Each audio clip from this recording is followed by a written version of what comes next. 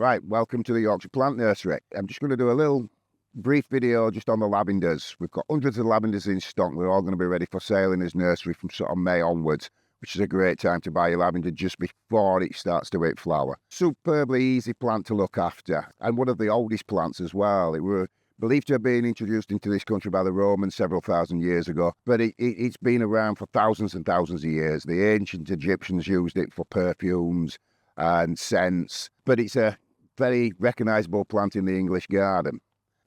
So a lot of customers come back to us when they bought a lavender plant. They tell us it's gone all woody and it don't look very nice and all the leaves are just on the outside edge, but it's very easy to care for and it's very, very easy to make sure it comes back year after year, but I'll get to that in a little bit.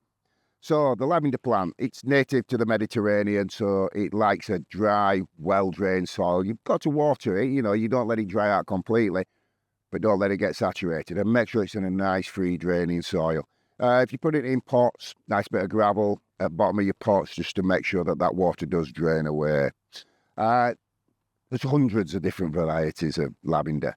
The most popular ones in this country are Hidcote Munstead. They seem to cope better with our conditions, but it is getting warmer gradually as winters are getting a little bit milder, so there's a multitude of different lavenders that you can choose for your garden.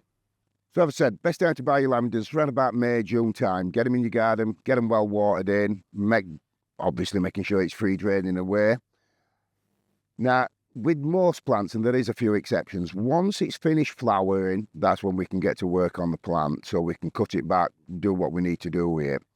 So when it gets to September time, just before the cold weather starts to kick in, and your lavender plant should be, it's either finished flowering by then or it's just starting to fade. What you want to do is you want to cut your lavender back about 6 to 8 inches from ground level, which would look something like that. So when you cut it back, it's got enough time to put a bit of greenery back on to get it through the winter. So if you cut it back in spring, it won't have enough time to put the greenery back on to get the flowers that we need. If you didn't cut it back at all, it'd all go very woody and all the leaves that we've got will just be on the outside edge.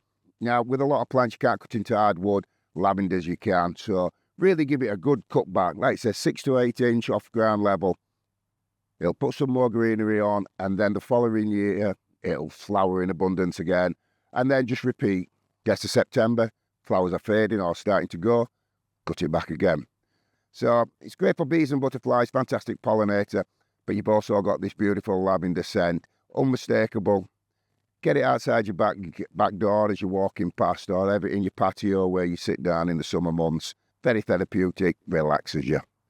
So early May into June, that's the ideal time to buy your lavenders. All the nurseries and garden centres, all your local nurseries and garden centres will be packed with them at that time of year.